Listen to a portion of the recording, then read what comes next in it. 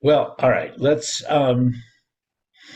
get going. I may need to apologize in advance. I think something that I eat for breakfast isn't agreeing with me, and uh, see how comfortable I am and still sitting here and whatever. So Boker Tov, um, our our our bracha.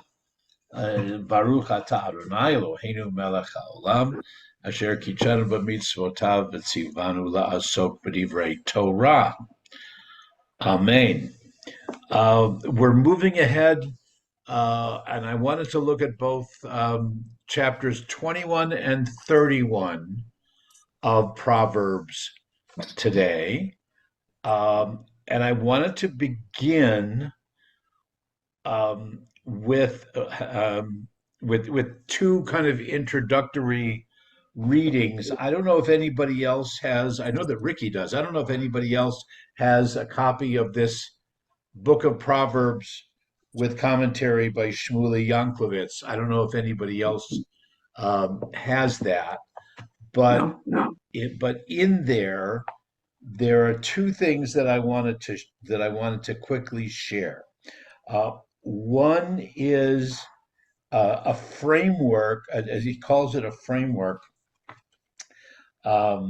for the again what this particular commentator is a conservative rabbi based in Phoenix, in Scottsdale, um, but what he calls a Jewish universalistic ethical framework, which is as an introduction to chapter 21, that focuses like the Old Testament prophets that we quote all the time, that ethics are more important than sacrifice.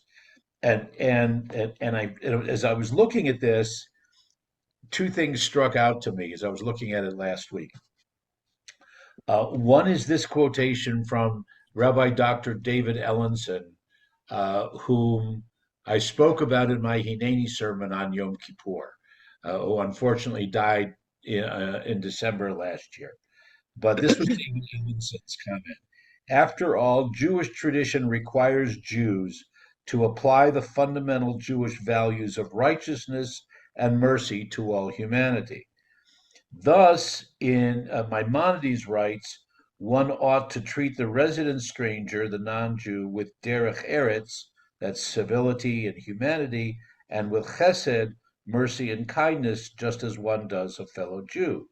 Indeed, he justifies his position, that's Maimonides, by citing a passage from the Psalms: God is good to all, and God's mercy is on all God's works.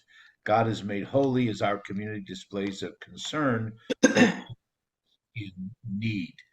Um, so that it just struck me only because of the connection to David Ellenson, whom I had just spoken about on Yom Kippur, and then there on the next page, he goes into a story about a Rabbi Aryeh Levine. Does that mean anything to you, Miri? Aryeh Levine? No, okay. Died in 1969. It was in Jerusalem. Um, but there's this story that relates specifically to Sukkot, which we just finished. Once, when Rabbi Levine had to pick an etrog for the holiday of Sukkot, he only decided between two, picking the first option in a matter of minutes. Such was odd for many of his ilk, who often spent hours choosing between dozens of different etrogim, wanting to get the nicest one available. Many of his students who saw him hastily make his decision were in shock that it had taken him so little time. One even followed Rav Aryeh for several kilometers and watched him walk into a senior resident home. 90 minutes later, he walked out. The student asked, Rabbi, it's beautiful to visit the elderly, but they'll be there after Sukkot. Today's the one chance of the year to focus on the etrog. How come you gave so little time to that? and the rabbi took his student's hand and smiled with love. My dear students, there are two mitzvot where the Torah uses the term hadar, that's or hidur, to beautify. One is the mitzvah of a beautiful etrog, and the second is beautifully honoring the face of the aged, the hadarta pnei zaken. But the etrog is merely an object. The aged individual is a subject, a human being, not a fruit. So I believe one must spend much more time in beautifying the mitzvah relating to a human being rather than beautifying the mitzvah relating to a fruit. That's enough. So that's Rabbi Shruli's. Those are some comments on in his book about with chapter 21. Okay, so we divide them up. Let me find my text here. Okay, let's divide up and go. If someone wants to read 1 through 21, 1 through 5. Which psalm are we on? I'm sorry. Proverbs chapter 21. Oh, 21. Proverbs 1 through 5. Thank you. Having said that, do you want to read, Gail? If I'm on the right one, like channeled water is the mind of the king in the Lord's hand. Yeah. He directs it to whatever he wishes. All the ways of a man seem right to him, but the Lord probes the mind. To do what is right and just is more desired by the Lord than sacrifice. Haughty looks, a proud heart, the tillage of the wicked is sinful. The plans of the diligent make only for gain. All rash haste makes only for loss. Yeah. So it doesn't seem that that sacrifices are bad, Right. but it's that sacrifices aren't. That's just not enough. There's more to what God expects of us, or of what certainly what we can expect representing God, what we can expect of the king, of the leader. Right? In line 4, there's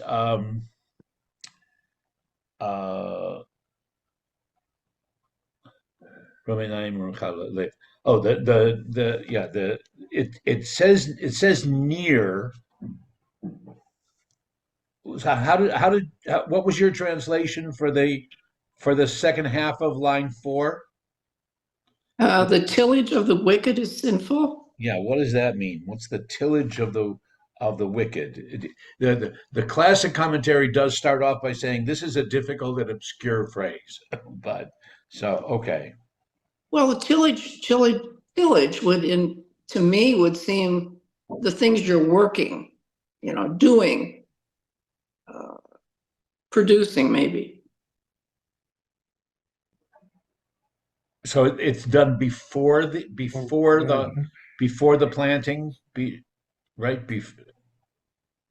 Oh, you're talking Before about the the harvesting? preparation. Well, tillage is turning the soil. I mean, that's what it really Right. means. I don't know what it means in Hebrew, but Yeah, which word in So preparing the Hebrew is even a little bit obscure Right. here Because near Rishaim. And there preparing are the soil. those who say that it's a mistake. It should be near. It should be the candle or the flame of the evil, of those who are evil.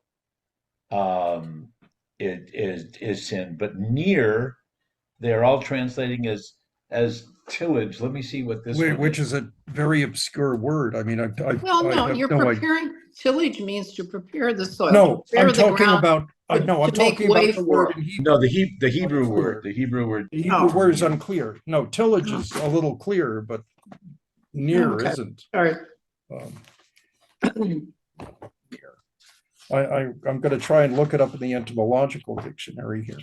See. There's one translation here that says the cultivated land of the Right. wicked. Okay, Yeah. the Aramaic Targum, or that's the translates the Hebrew into Aramaic, Yeah. um, definitely becomes the lamp.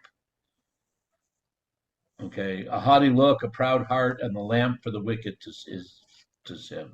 Just as a lamp enables a person to proceed in darkness, so pride prepares a wicked person to sin. Oh, okay. Yeah.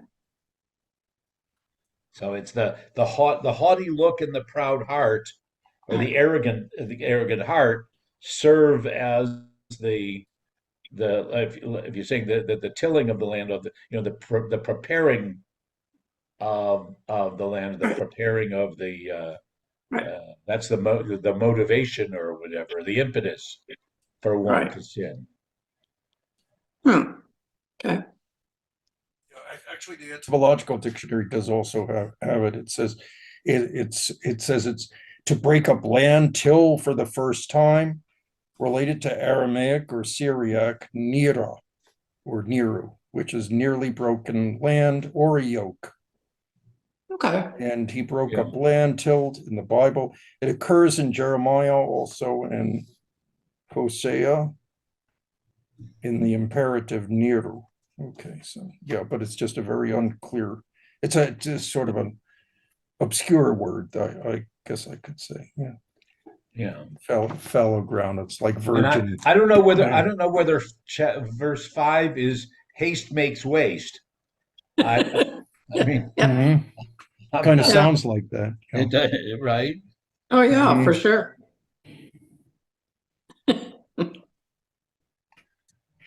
Mhm. But the opening of the chapter is the verses 1 and 2 were actually, for me, that's something that's worthy of discussion, I think, because that's Go ahead. Go ahead. Go ahead. Channeled water. oh, here it says, what I have in my translation, it's the king's heart is in the hand of the Lord, as the rivers of water, he turneth it whithersoever he will.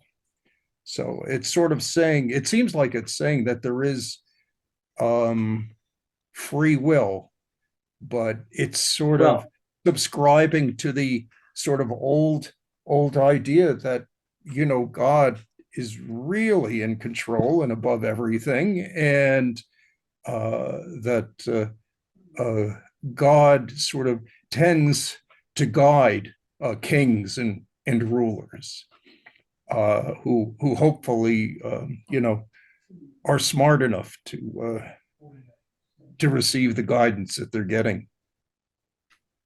Well, there's a difference between guiding somebody and directing somebody. Yeah, Okay. I mean, yeah. Except that the implication is that the guidance is pretty strong. That or oh, that the yeah. control is very strong. It's sort of like they're comparing it to I guess this is sort of an agricultural image, because people used to irrigate their crops by right. digging turrets in different Right. directions, and that's the Right. way the water's going to go. So, the what it's saying is, it may appear that the king chooses his way, but the the person who's sort of monitoring this overall is God. And I guess it plays into the old idea that, rulers tend to have divine guidance. That was Right. even among the Jews, it was assumed that there was divine guidance there, that they Mhm. were, anointed, and God was very much involved in what they were doing. But word to the wise of the ruler, of the king. Don't forget that ultimately it's still God who's in control. Right. Okay, and because it leads into verse 2, Mhm. that each person might think that his or her in his or her eyes, that the decision or the path that they've chosen is correct, but right. Mhm. um, but it will be let's see, the tochen libot, that's well, that's not correct. So what Tochen, is it? tochen libod. Tochen is Oh, the what's inside, what's tochen, yeah, right. so a righteous can say that this is the good thing to do, yashar beinav, aval the content of the heart is by God. Even if you think you're doing the right thing, it doesn't mean that it's right, um, because you think it's right. Mhm. The content of the heart is not in your hands, which is very strange. Well, it's kind of a parallel to verse Yeah, 1. yeah, yeah, Right. The king thinks that he's in charge of everything, and he can even determine where where they're going to dig the irrigation ditches, or Right. and whatever. But ultimately, those are those are minor things in perspective of the decisions and the fate that God is going to ordain. And similarly with two, you make. Now, if we look at the word pilgei mayim, the water issue is very symbolic in the entire Torah. So I wonder if metaphorically the king knows everything, but God will do whatever God wants. And yeah, and he will take him the way, even if you think that, I don't know, it's just convoluted. Right. Okay. because All right. because it's a little contradictory, and I think it's not saying one thing categorically; it's saying two things simultaneously. It's saying there is that there is some guidance to kings specifically, uh, but that there we do have free will, but there is a will above the free will as well. Hmm. Okay. All right. Let's try 6 through 10. 6. Treasures acquired by Okay. lying tongue. Oh, okay. I can read. Please, Oh my please, God. please. Okay. The getting of treasures by a lying tongue is a vanity, tossed to and fro of them that seek death. The robbery, Whoa. yeah, the robbery of the wicked shall destroy them because they refuse to do judgment. The way of the guilty man is, and I'm not sure what this is, Really? forward, Wow. but as for the pure, his work is right. Yeah, Now, one is let That's me see what it says in Hebrew, because that doesn't that's make that's sense. afachpach is a flip-flop, what we call changing. Afachpach derech ish. Yeah. It's sort of a fickle. Yeah. The way of the guilty man is fickle. But as for the pure, his work is straightforward, I guess. Yeah. Okay. And Hmm. it is better to dwell. Yeah, I don't know what that froward is. Roward. It's some sort of Yeah. obscure word in English, I guess. And it is better. And 9 is, it is better to dwell in a corner of the housetop than with a contentious woman in a wide house. That's kind of a funny one. That's a, Now, now, the now. wisdom literature is not without humor, so that's definitely a little bit of humor there. Well, we're gonna see some differences in the way that women are approached. Oh, So, okay. Oh boy. Yeah. And 10 is the soul of the wicked desires evil. His neighbor finds no favor in his eyes. Okay, so there's a lot there in those. okay. So, but I mean, like the intro or the subtitle for verses 6 through 10 in this particular version says, "Wicked ways are denounced." Ah, Okay, you Will know. cause them to fear here, that stone. For they refuse to execute justice. Uh-huh. The robbery of the wicked will cause them to fear, for they refuse to execute justice. You know, I feel that this whole thing has been written in a code. And there's several In a code. in a code that you have to break. Is it for people not to understand really, to give a message, but not straight ahead with the right sentences, like during the war, you speak in code. Uh-huh. And the other one, the person that wrote this might have been not a very good writer.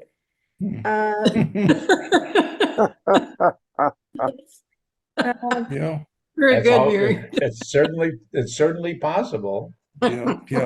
So, That he knew what he was talking about, but nobody else did. Yeah. yeah. He probably had a contentious wife. There you go. So, Ah, yeah. I'll let you ladies explain that one. Not up to us. We didn't, a man wrote it, not a woman.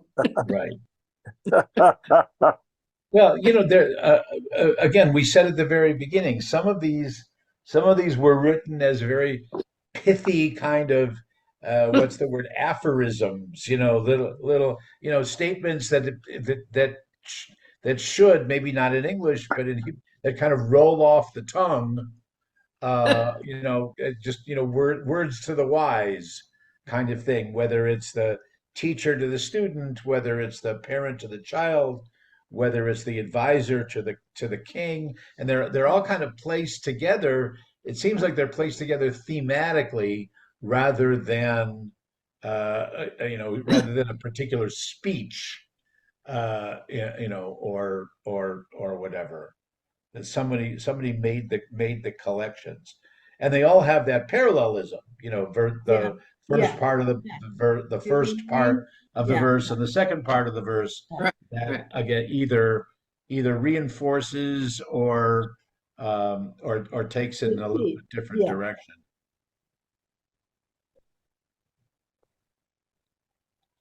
But there are key words. Mishpat is certainly to do justice is a familiar word there. Right. Yashar is to be straight and pure. But the word afar, I don't know that goes anywhere else. Someone that changes his mind. Right, right. And that's actually very I guess that does resonate as true. That recently there was very prominent court case on TV where the tendency in a guilty, and the police know this too, and they utilize this. A guilty person, their story kind of goes all over the place and ends Right. up not being consistent. No Right. consistency, right. And that's where it fails. And it's a hafach pach. It's it's all over the place, and that honesty is usually manifested by sort of straightforward statements, Right. not contradictory statements. Mhm. Now, the other word that comes here, let's say that we look let me go to the English. This is 6. Or which verse, Mary? 6. The accumulate, no, 6. Now, 6? is on 8, sorry. My English is the way of a man, sometimes inconsistent and strange. Right. Few one ever did is upright.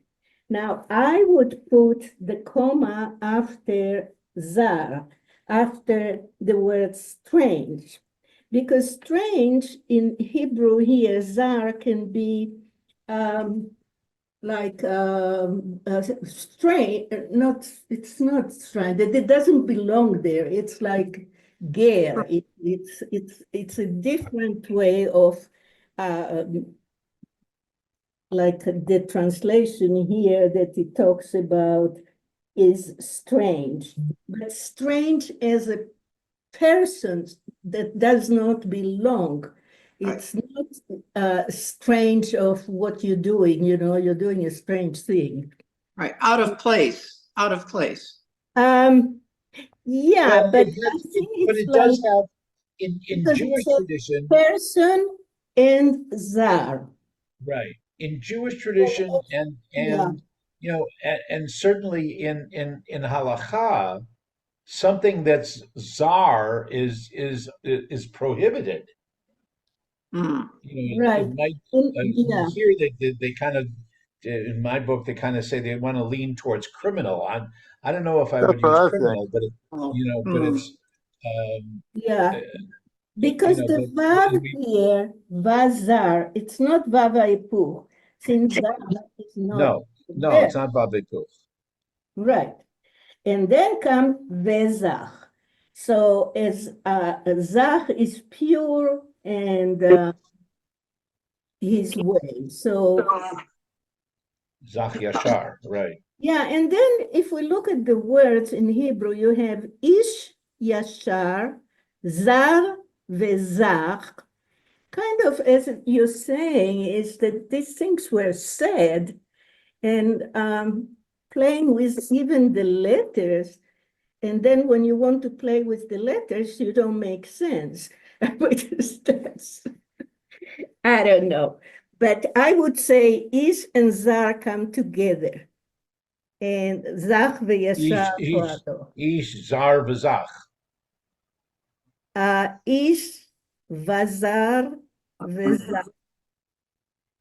Or derech ish, yeah, afachfach derech ish vazar v'zach, a pure person is straight in what he does. It's okay. I don't know. I'm just talking. I'm having problems with this thing because there doesn't seem to be a theme. It's very chopped up to me. I'm not getting the flow of this proverb like I have with the other ones. It's a little bit of this and a little bit of that and thrown together to me. The way that that I relate to it with 21 and as we get in, and maybe even more with 31, which is the end of the book, is kind of, oh, I probably should include this. Oh, I probably should include this one. I probably should Yes. include this, Okay. and da, da, da, da, Okay. that kind of thing. And whether that was the speaker, whether that was the editor, Okay. not really sure. So it wasn't my imagination then. It really No, is kind of, no. I don't think so. No, yeah. no. Okay. It's Um, very hard.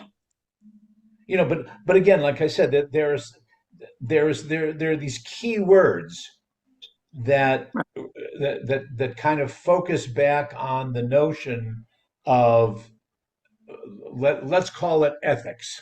Okay, let's Okay. call it justice and righteous and straightforward. Right. So like there's some words that we recognize, and then there's this zach yashar poalo. That can be upright, but it also can be. I mean, if you go to Israel and you're asking for directions, they tell you yashar, yashar, just go straight, go straight, go Minutes, straight, 10 minutes. kind of thing. So but it's more that, but it's kind of again trying to make the case that like we said at the beginning, that ethics doesn't mean that sacrifices are bad, but ethics are better than sacrifice. Okay. Right. Ethical behavior, righteous behavior, right? And then we're gonna as we go on, we're gonna get more use of the word tzedek, which is righteous. It seems to be that that's kind of what the editor or the writer is leading up to. Right. Well, if I could jump ahead just for a minute to Sure. make my point about how chopped up this is. We just read 9 about the contentious wife, okay? You go to 19 and it says it is better to live in the desert than with a contentious, vexatious wife. It's the same thing. It's the same thing, just repeated, but in a little Yeah. different. Well, there are some who said, we better put in some comment about the women because we've only been talking about evil men. Okay, So but let's twice in the same proverb? um, Well, at least she's contentious and not wicked, so that's good. I guess. a criticism of an undesirable type of woman is included in this group, which treats of undesirable men. Where's that Yeah, okay. Lest you Okay. think, I think just one of the wise men was suffering from a situation at home and kept on piping up about right? it. You know, Yeah, Right. Yeah. that was kind of foremost in right. his mind. Or when You know, somebody is saying, why are you in such a bad mood? Why are you being so yeah, My wife's fault. hypercritical? Yeah. Right. yeah. Well, yeah. Number 7 is interesting too. If we could go Verse back to 7. that. Yeah, the verse 7 that we passed through. Yeah. The Oh. robbery of the wicked shall destroy them because they refuse to do judgment. And that's another one of these, odd phrases. So I think it must really be saying, I mean, for me, it's saying that they're not really talking about physical robbery. They're talking about Honest, unethical behavior that's sort of bringing some sort of profit, immediate profit, but ultimately it leads to the downfall of the person who seems to be profiting from it. Okay. That's just how I understand it, because otherwise the robbery of the wicked shall destroy them because they refuse to do judgment. I mean, how would that, a robber is not executing judgment one way or the other. I can But- read 7, Steve, from Rami Shapiro. The text in himself to translate, probably with some pepper and salt. Those who are not honest with themselves are like thieves. Uh-huh. Lives are blighted by fear. Okay.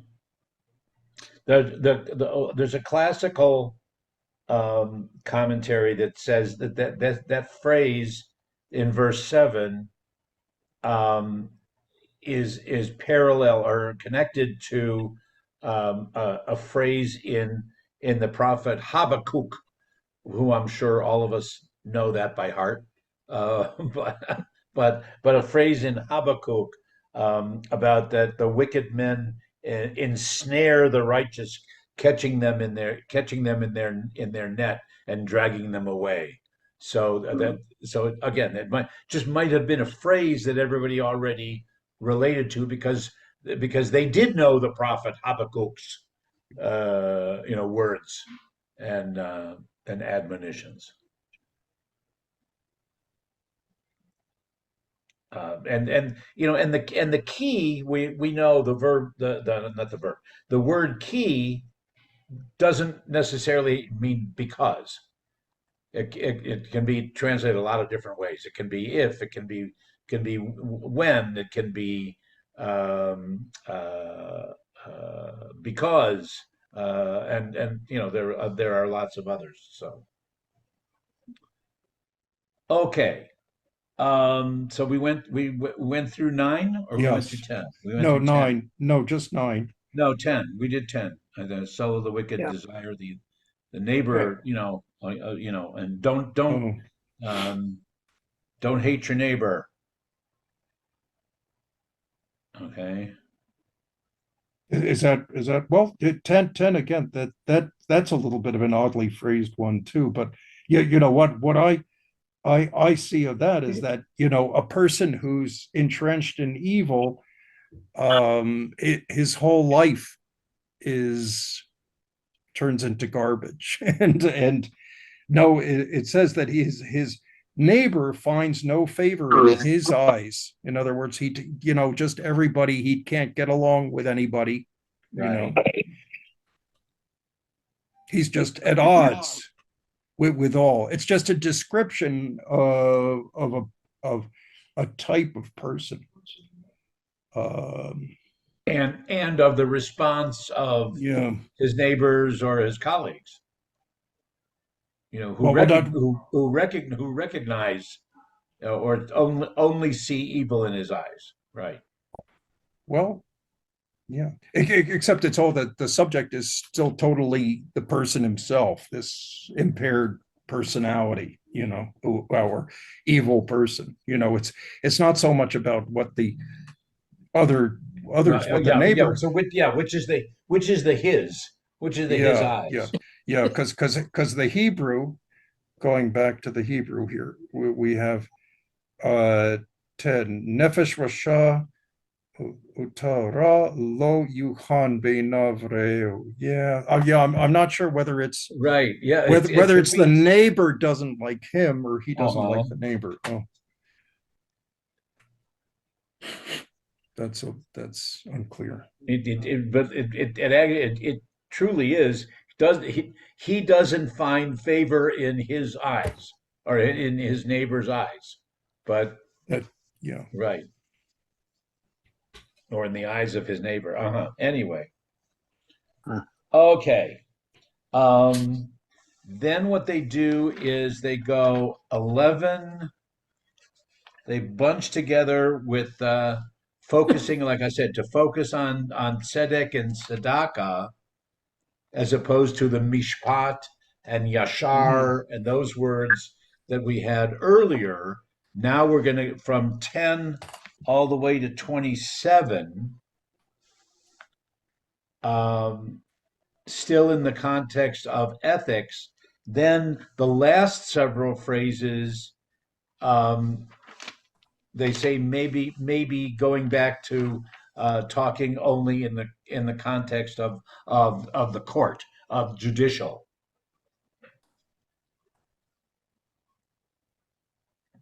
So let's just go through 11. We'll do the long block of 11 through 27. Whoa.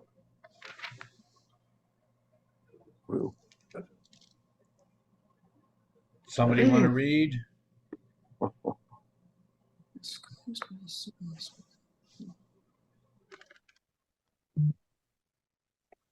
Go ahead, read. Just read. Read. Come on. He's smiling, but he's not reading. Me? No, I haven't. Yeah, Well, let me get a more modern translation here. We said from 11 to 27. When a mocker is punished, a fool will get wise. When the wise is instructed, that person gains knowledge.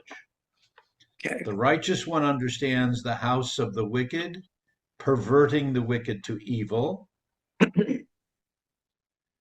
The one who stops up one's ears to prevent hearing, the cry of the poor will cry out and not be answered.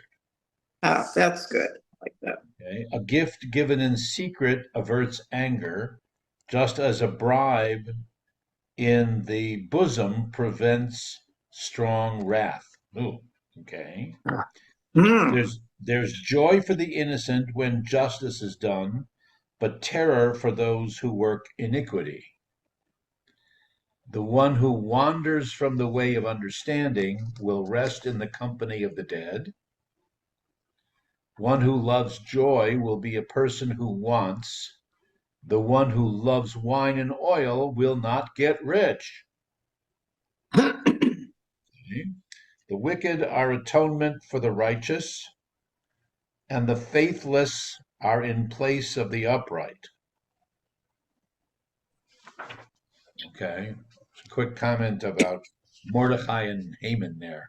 Um, so what I said, I'm going to 27. So this is, I'm at 19. It is Right. better to dwell out in the wilderness, like Green Valley, Right. than with a quarrelsome and vexatious spouse. Ah, okay, you got it. Yeah. They There is repeat. desirable treasure and oil in the dwelling of the wise, but a fool will swallow it up. The one who pursues righteousness and continuous love will find life, righteousness, and honor. I know I have a colleague who uses that line at weddings a lot. Okay. One who is wise can attack a city garrisoned by the mighty and conquer its vaunted strength. Watch your mouth and your tongue, and you will save your life from trouble. Proud and haughty scorner is the name of one who acts with boundless disrespect. Hmm. What the lazy person desires will be fatal, for it will prevent any action from taking place. All the lazy person does all day is desire, but the proper person gives, that's the righteous, but the righteous person gives and doesn't hold back. The sacrifice of the wicked is an abomination. How much the more so when it is brought with a wicked purpose. Good heavens. That's through 27. It really, so, well, I guess if there's a theme, it's just saying don't go to one extreme, more of It a does seem middle to be, path. don't go to the extreme, Right. everything in Yeah. moderation. Yeah. That seems to be, And if there's one theme, that seems to be it. So, right. It's very chopped up though. Yeah. yeah, like I said, it almost seems like this is like he's just giving you know, a bunch of quotes, Yeah, exactly. like Yeah. on like little, what do we call them in Hebrew? Nivim, right? Yeah. Yeah, Just a series of little I think the best translation is aphorisms, right. you know, little mottos kind of thing. And then it was in their context, not necessarily Right. 21st century. And But I some don't are know. very, Was very anybody obvious. following along in the Hebrew? Were there any interesting or problematic? I know that the word seichel is in there. Mhm. Seichel. You have to say seichel. Seichel is like How this one translate? yeah. This one in 16, the seichel or haskel is that's understanding or Yeah. common sense.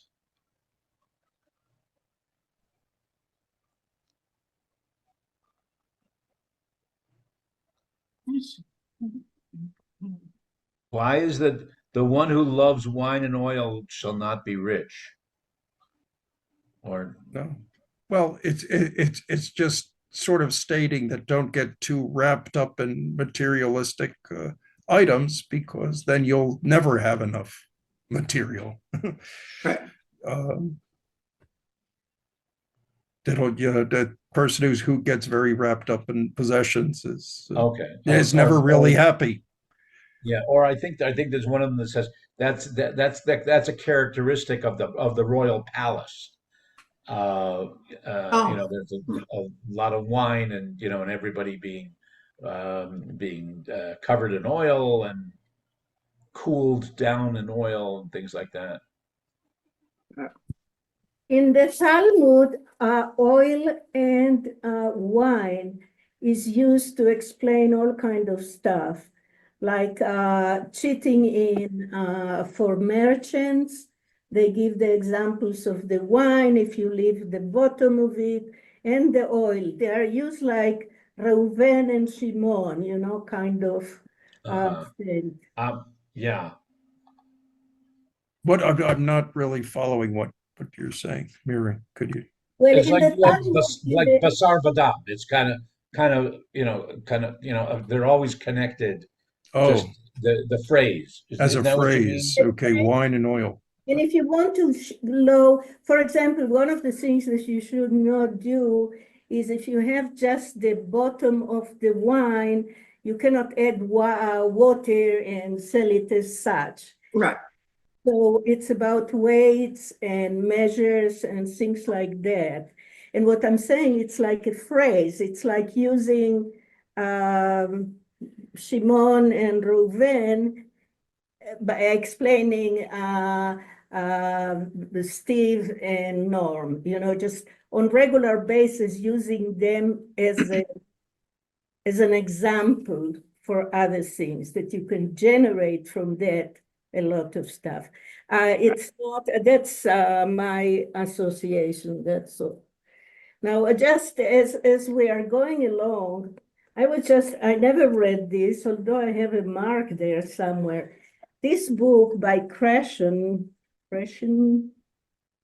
Crenshaw talks about the sources of of the Proverbs, Oh, how they were influenced by other cultures and all kind of stuff. He explained also why is it used as prayers. It's so it's a very strange book. What I'm saying is that when all of us are wondering what does he want to say, we're not alone. It happened to in the old days and in modern times, the analysis of what's this all about. Right. No, exactly. Exactly. And and what was important in their days. Yeah. You And they know. actually, some say that King David is uh, is the one that wrote this after the codes and the rules and the Well, what no, not Proverbs, not Mishle, not David. well, Solomon. well I've never heard that David was involved with yeah, I Proverbs. know the Psalms, but let me I find I it. I'd be surprised that I'd never heard about David involved with this, but They also bring the New Testament into that. I don't know why. Yeah, Psalms attributed to Moses, Solomon, and Ethan, whoever he is. And at one point, okay, go ahead. okay. All right. Well, let's go before time gets close on us. So 28 through 31 is the ending of this chapter.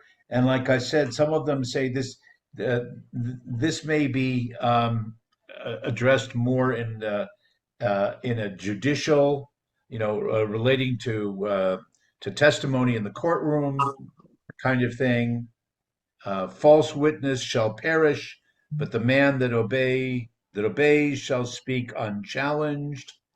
Or lanetzach, um, ish shomea lanetzach yidaber, that uh, someone who uh, uh, I don't know what exactly one who speaks victoriously, I guess.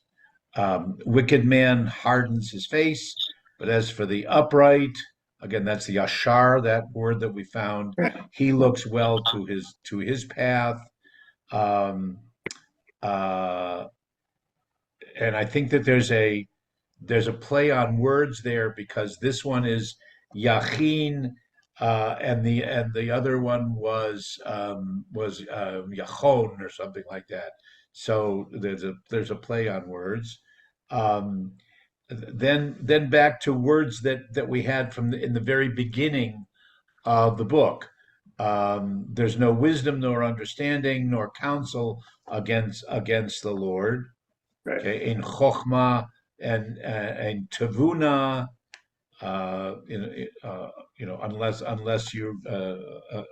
unless you realize what you're saying, then the horse is prepared against the day of battle.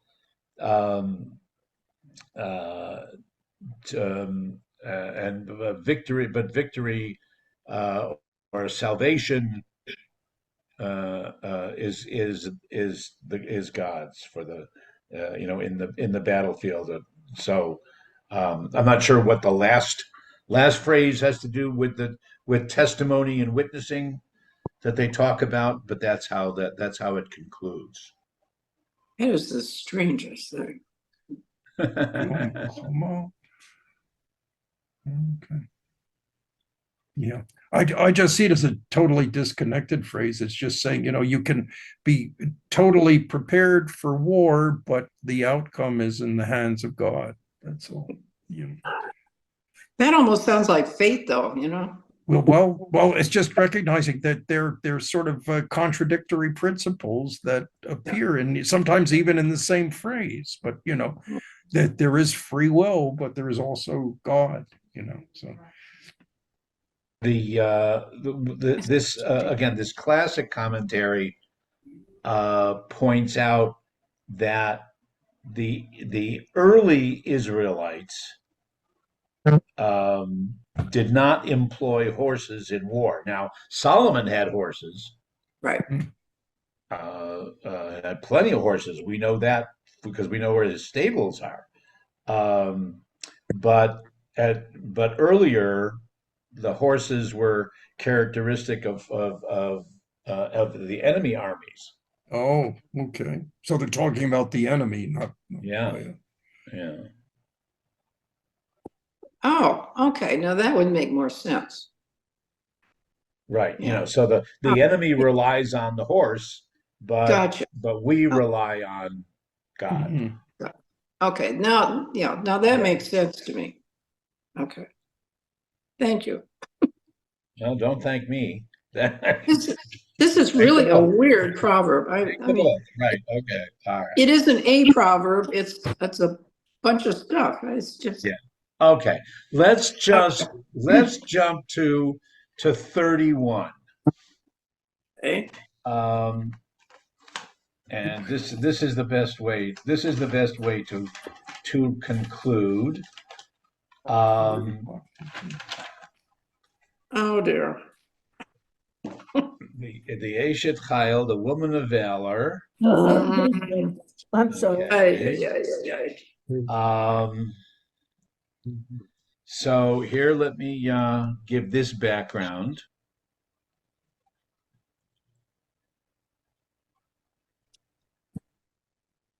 Is it the chapter that starts with the words of King Lemuel? Yes. Oh, Yeah. okay. Yeah. The Eshet Chayil doesn't start until verse 10. Yeah. Okay. So here at the conclusion of a deep dive into Jewish ethics, we engage with the most remarkable and subversive aspect of Proverbs, one that pushes our understanding of Jewish philosophy to places traditionally less traveled. The Eshet Chayil, the woman of valor poem, mirrors everything that Judaism holds up: reverence for the human being, reverence for love as a manifestation of our relationship with the divine, and an ode to the idea that creation and creator work in partnership to repair the world. Eshet Chayil is among the most powerful pieces of biblical literature. It frees us from the notion of women as second-class citizens or even as afterthoughts within Jewish wisdom.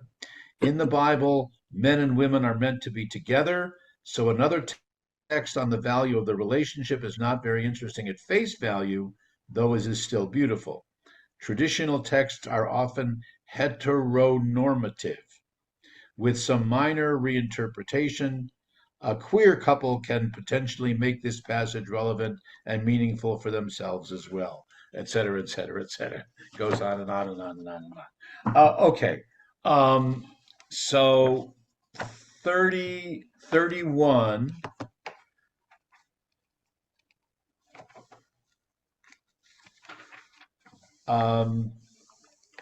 Divrei Lemuel Melech, King Lemuel. Awesome. The tradition just says it's another name for Solomon.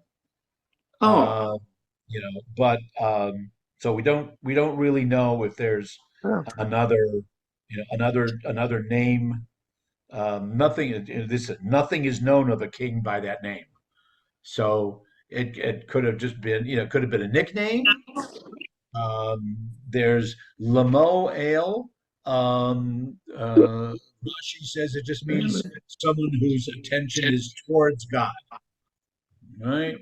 Um, then there's all kinds of midrashim, all kinds of legends about it, that Ibn Ezra, commentator, tells the story that um, David's wife Bathsheba, that's because it's Solomon's mother.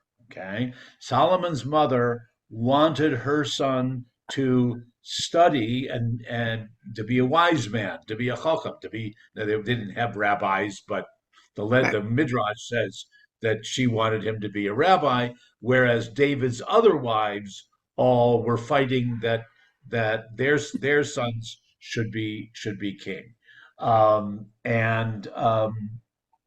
that Bathsheba, who in this midrash recognizes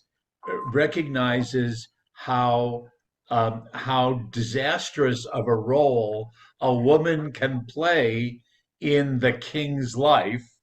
If you remember the story of Bathsheba and David, didn't want the same thing kind of thing to happen to Solomon, right? So therefore, she changes his name, and there's this whole long midrash about them, but that so the his mother. It's not that his mother corrected him, or it's more like his mother was chastising him,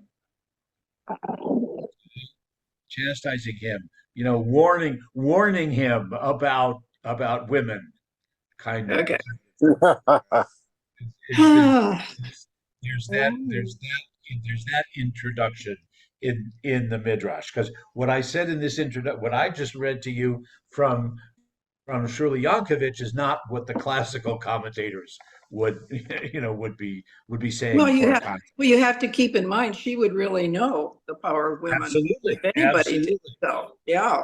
So there you absolutely. are. Okay. Yeah.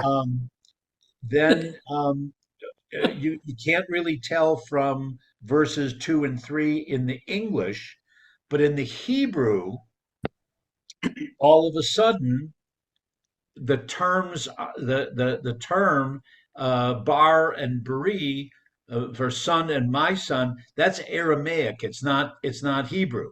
Oh, And so they kind of say that at least those couple phrases may be written later. Okay. And added back in. Where's the word that I just want to say? Okay. So in 3, give not thy give not thy strength unto a woman. Remember, what happens, like with Samson, and don't be okay. So give not thy strength unto women, nor thy ways to that which destroyeth kings. Um, the Hebrew derachecha, derech, in some of the biblical literature, and certainly in some of the Talmudic rabbinic literature, in derech can have a sexual implication. Yeah. Okay, that when they use that term. So this kind of there's one commentator that says that she's giving him or whoever's giving him advice is, be careful in the harem, because of all the sexual activity and the the orgies in the harem. So that sets the context for verses 4 and 5, of such a leader, such a son, she's saying, or whatever, is going to be condemned. Okay, that's not the proper behavior that we want for the king. Okay, and there are references back and forth to the second. It's Amos, the book of Amos, chapter 2. There are some parallels that I'm running through this quickly. Um, Verses 31, 8 and 9. Hmm. There's an interesting phrase at the end of 8, B'nai Chaluf, or Chalof, all right? Which in this translation, open your mouth for the dumb. In the case of all those who are appointed to destruction. Rashi said that means orphans. Others say that those are some people who have brought complaints or litigation to the king or to the court, and they've been treated unfairly. Those are the B'nai Chalof. I don't know if anybody else has any different kind of context. Okay, but and then then 9 is open your mouth, judge righteously, plead the cause of the poor and the needy. Period. Make a bold line there, and that kind of was separated, and then we get into the Eshet Chayil, the woman of valor poem that starts at 10, that really, that literally concludes the book. Okay? What you don't see in the English, and most of the English translations that I'm aware of, is that it's an acrostic, which was the Hebrew. The Hebrew was an acrostic, which obviously also is a much later literary style. So the thought is that this was a later poem that I see it. Yeah, that was supplanted into the text to kind of give it more legitimacy. I see. Yeah, Okay. I see it. So Yeah. Eshet Chayil is the Aleph, B'takba is the Bet, and Gamal, et cetera, et cetera, et cetera. Yeah, cool. So it's an acrostic that way, which we certainly don't see in the English that I'm aware of. I've never seen a translation that tries to go with ABC, all woman of valor, and Right. better, whatever. Anyway. Yeah. Before that, I was just looking very quickly, and I won't swear, but one of the paragraphs in this book by Crenshaw talks about the fact that some of the proverbs were found in Greek. They were written in Greek, and regardless of the fact that they used to be in Hebrew. So if we think about it, maybe they were translated later on from Greek, and that's why it sounds like Greek here when we read. I mean, That's very good. That's a good one. The but Eng- the that's what I'm saying. I'm sorry, Just look at Mary. it quickly. Do you mean that the English was translated from the Greek, or that the I Hebrew think that the came? Hebrew was translated from the Greek, that they found pieces in Pompeii and all kinds of. Interesting. I would recommend this book, and I'll recommend it to myself now to read, because it's quite fascinating to see. Interesting. source Well, is This. we know that that pattern. I'm not. I don't remember ever hearing about it with Greek. I wouldn't doubt it, but we know that that happened with Aramaic, Right, where Hebrew text was translated into Aramaic, which was a combination of the Hebrew and Greek, right. and then retranslated back to Hebrew. several Oh, hundred years later.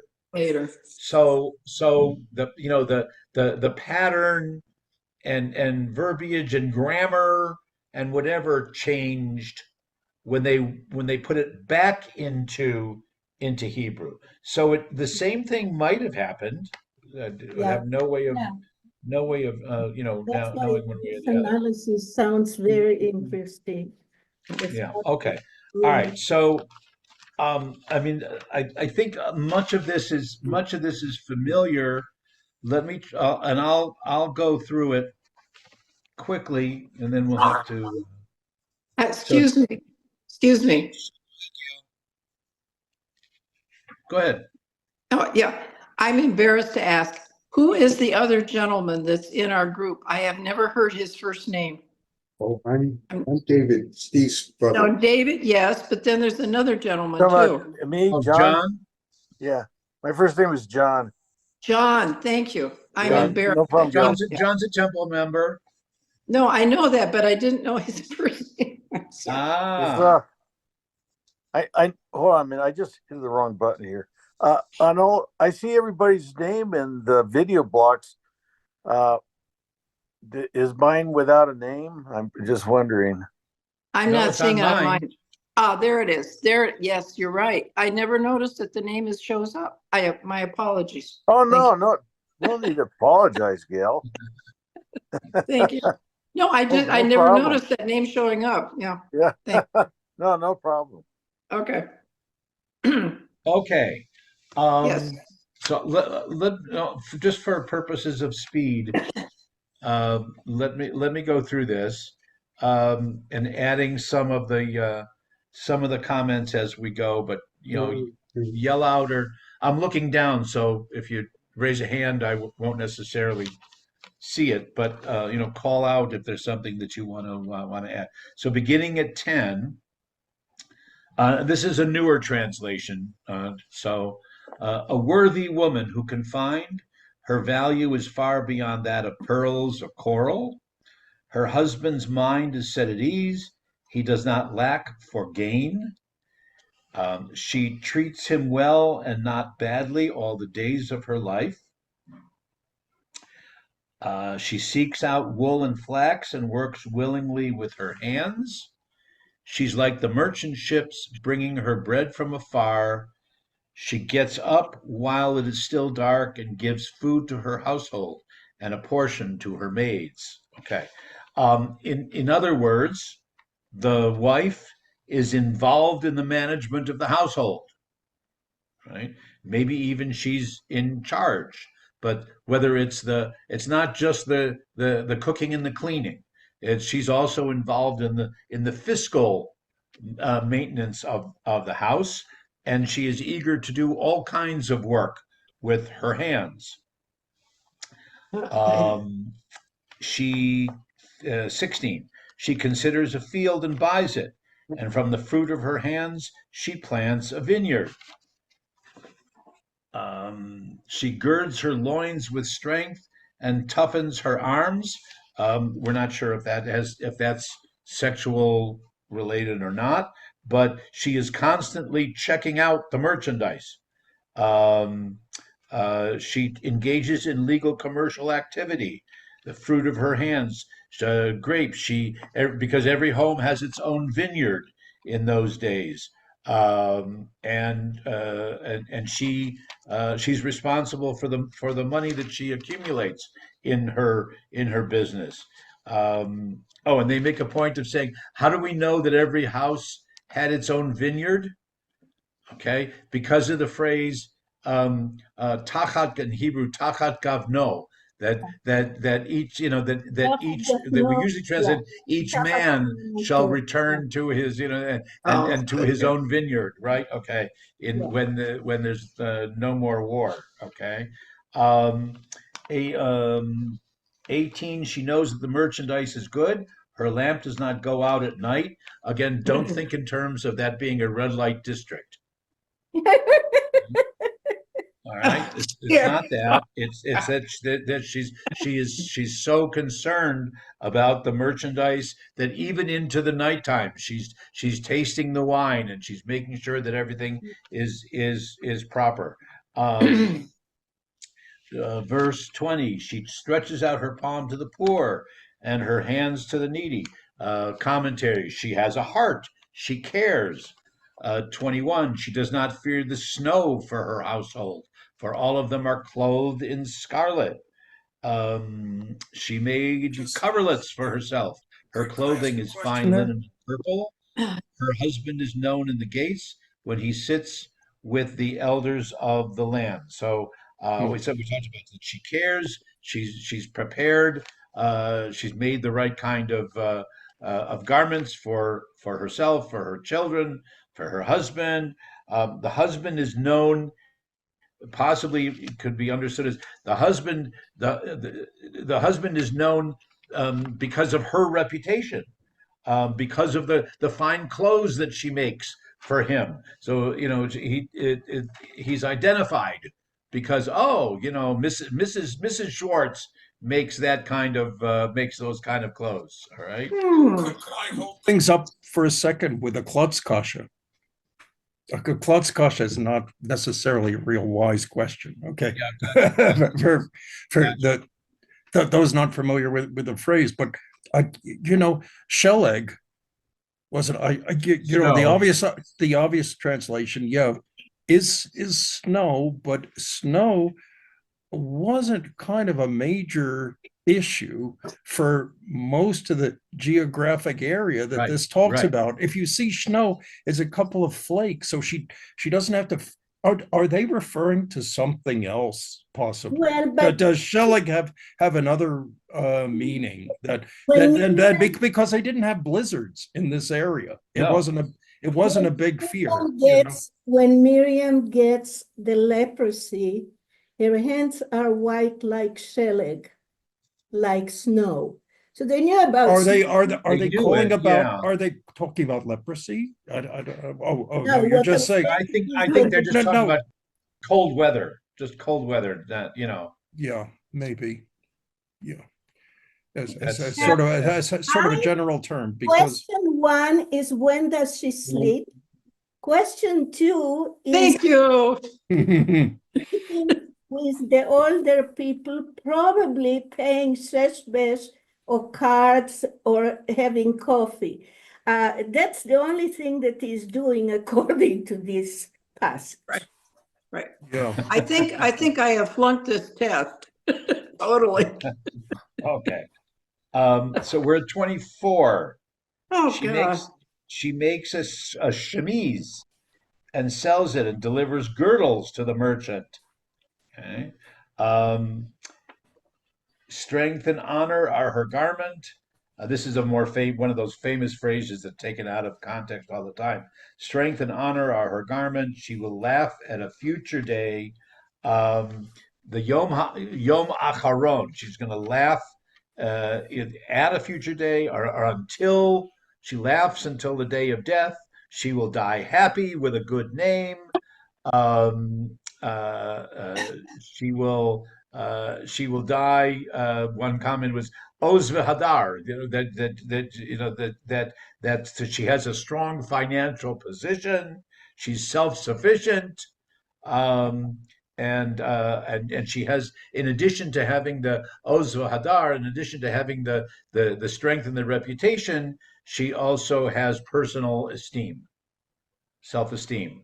That that's an interesting comment there. 26. She opens her mouth with wisdom, and the instruction of continuous love is on her on her tongue. That's back to the ideal of chesed. And one comment is she's sympathetic without being domineering. Okay. Empathy. 27, she looks well to the ways of her household and has never eaten the bread of idleness. I guess that means Obviously. she does not sleep. She takes care of. They translate it as or comment. She takes care of all of the ritual practices, the halacha and the minhagim in the home. That's looking well. She looks well to the ways of her household. That's the halichot beitah. Her children arise and make her happy. Her husband praises her. They say many women have done well, but you have surpassed them all. Grace is deceitful, beauty is vain, but a woman who fears God is to be praised. Give her the fruit of her hands. Let her deeds praise her in the gates. Oh. The Because she stands up. I have to find another quote kind of thing that I looked at. And the but there some of them are saying that the woman here is not it's not the woman per se. It's that the woman is it's a metaphor or a simile for the Torah. Okay. Uh, okay. Oh, okay. Kamu vaneha, when her children get up, everything is ready for them in the morning. Or they stand up, kamu vaneha, they stand up in respect to her presence. Again, that's not necessarily the wife. That's the Torah, or that's the Shekhinah. That's God's presence. And so that 29 to 31 is that's the text of her husband's praise specifically. I have to find this what I said I needed to write down.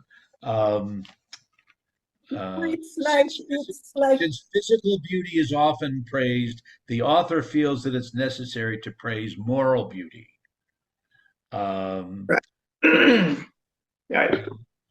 Oh, and according to a strange passage in the Midrash, on the 15th of Ab and Yom Kippur, on the Day of Atonement, the daughters of Jerusalem would go forth to dance in the vineyards to attract potential husbands, and they would quote that verse on Tu B'Av, on the yeah. 15th. Okay, all right. And you know what? In Shira Shirim, the Song of Songs, in order to put it in, they said the love is between God and the Torah, God and the people and Torah, and so forth, with that kind of fear of love between men and women, women and women, or men and or love or Right, will. right. Okay, so then I would add this paragraph, um, and this is from a commentary by Rabbi Dr. Leonard Kravitz, who's a professor of Midrash at the seminary in New York. And it's long, so bear with me. But at the end of the commentary, Rashi presents a midrash on the verses dealing with the Eshet Chayil, the woman of valor. The woman stands for Torah. Happy is the person who's worthy of finding her or it.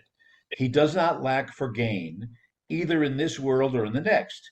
She seeks out wool and flax means one who studies the Torah, Mishnah, and Midrash and Oh, repeats what one studies. She gets up while it's still dark.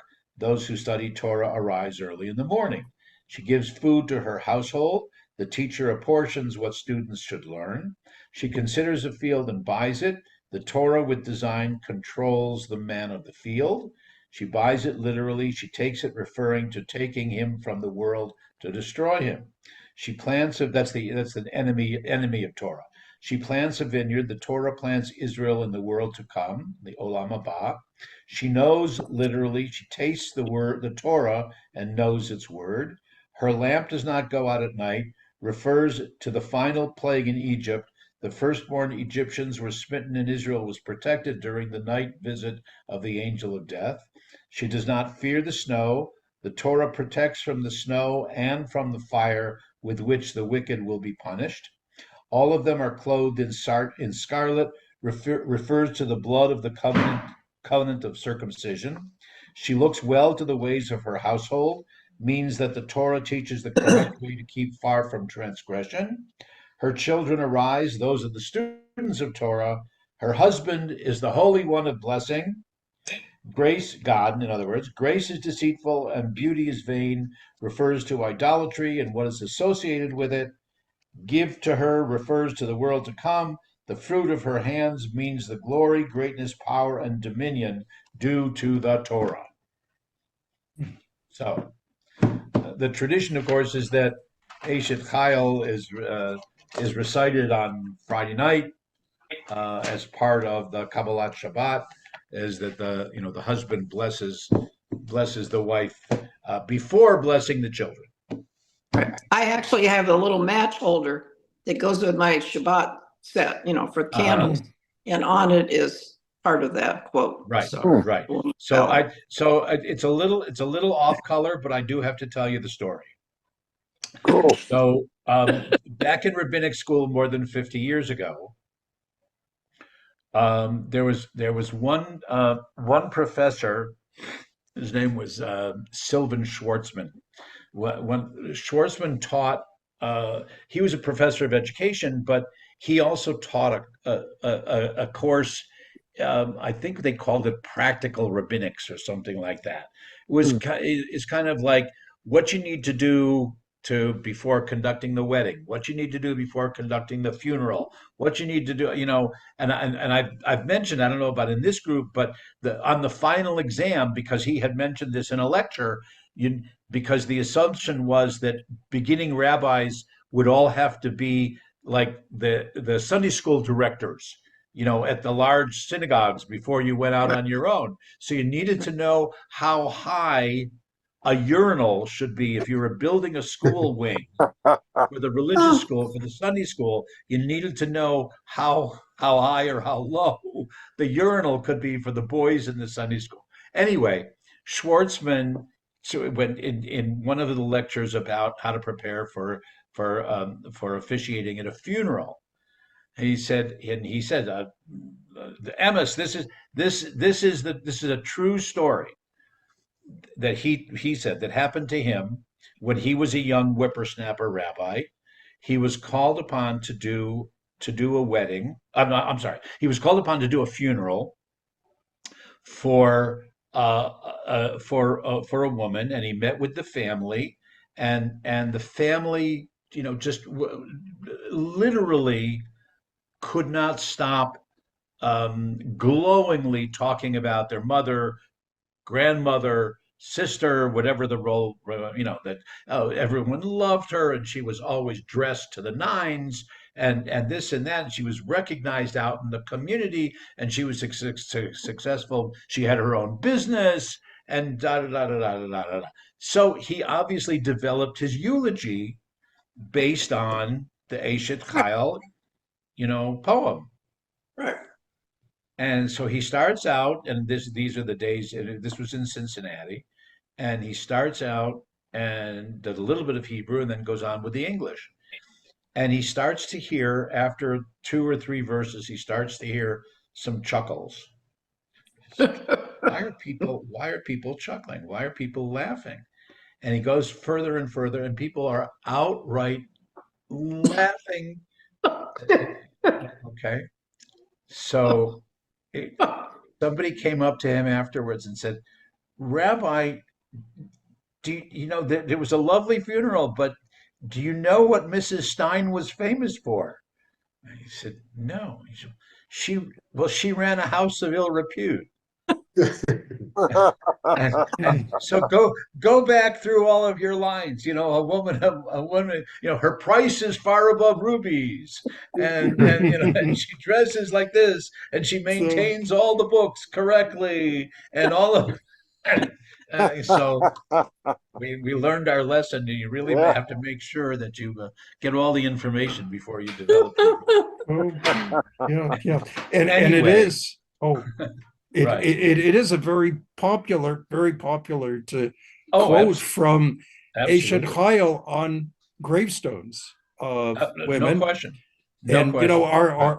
our grandmother in Israel, yeah, the inscription is just, the whole thing would be way too long and too expensive. But But they just somebody just say all it an says is ancient tile. Eshet Right. Chayil on Yeah, her exactly. gravestone. Right. Right.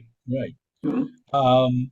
It's like calling calling a scholar a chacham kind of thing. It's a, that would be there. Okay. Um, excuse me. For those who are with us right now, correct me if I'm wrong. Did we decide that we were going to go and proceed with Joshua? That we would start with Joshua in the narrative Yeah. books. That was Yeah. my Okay. understanding, I yes. think Okay. that's acceptable. Yes. Okay. Yeah. All right. Um, I did hear from Ricky, who can't be here today. She said Tuesday mornings would work for her, Yes. but she would prefer it to be earlier in the morning, like 9 or 10. How about 10? So 10 o'clock would be better. 10 o'clock Yeah. on Tuesday. I mean, I don't have my full calendar here, so I can't see, and So I'll long kind of as it's, send something out. Go so ahead. long as What? it's not the second, so long as it's not the second Tuesday of every That's month. sisterhood, That's right? sisterhood meeting, board meeting, yes. Right, right. So um, let me look at the calendar. Let me make a little note here. Where's my that if we're gonna try for how does this work? Tuesdays at 10. All right. It might not be for about a month yet before we start it. Um, and we'll see. And maybe if we can find um, it's the second Tuesday that's the sisterhood, Gail. Let me Correct. look on the regular. Yes. Yeah, that's the regular board meeting, so. Okay. And it's at 10 o'clock too, so. Yeah. Okay. All right. Okay, so I mean, I'll send something out and get some feedback from people before putting anything officially on the calendar. Okay. Okay. And we'll see. So nothing in Okay. November then? I'm sorry? Nothing in November then?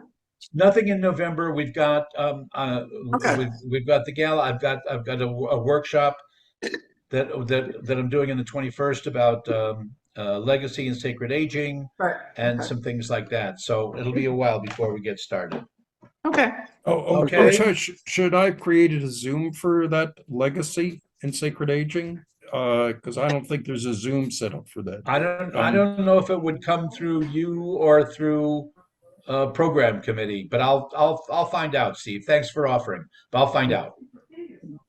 Okay, because I could, it's no problem to make a Zoom Okay. link for that if it's going to be through Zoom. Yeah. That's Well, yeah. Well, my preference was to do it just in person, but I know that there are people who Oh, can't necessarily come to the building. So it'll probably be, the question is whether it's Zoom or whether it's a live stream. Yeah. COVID, So mhm. we'll have to Okay. figure that out. COVID's going around too a little bit, so Yeah. be Yeah. aware. I mean, it's Right. not horrible, but it's out there, so. Now, can I ask? Mary, does Tuesday morning, Yeah, at like, 10 is fine. I cannot before that, but at 10 it will be okay. Now, okay. my question is the Torah study Zoom change its address? I couldn't get in last Friday, Saturday. Yeah, It did. It did Steve, you change. want to explain that? Yeah, we Well, talked well, about that well. earlier. It's just I'm now, and unfortunately, I guess Miri, you're not on I the mailing know, list. I Yeah, forwarded it yeah, to, I forward, yeah. I made the commitment. I will forward it to her. Whenever thank anything you. that's Oh, sent okay. out, I will forward it to her. Oh, Thank you great, very great. much. Okay, okay. Because there was a new, and we are sending out links for that. Well, I send out I asked Stacy, and Stacy blasts it to the Right, congregation, right, right. the link every week. And it's possible that the link consistently works throughout. I'm not sure how that works, but Yeah, it does look like a different line of gibberish every time, but Yes, you know, I noticed that. apparently, if you use the very first one, it keeps working. So I don't know. That's what people have told Okay. me. All I right. mean, not from the last set, but from this current set. If you use Yeah. the first one, yeah. I it'll continue suggest working. that you advertise in your newsletter about Joshua coming to the screen. Okay. And not, It won't be able to be. It can't be in the November shofar newsletter, but it can be in December. December. Yeah. Right. maybe some people are attracted to Joshua. Yeah. Okay. Coming Thanks, years. everybody. David, good to see you. Bye-bye. Thank Thanks you. for Thank you coming. very Thanks for much. joining us. Thank you. Thank you. Bye. Great day.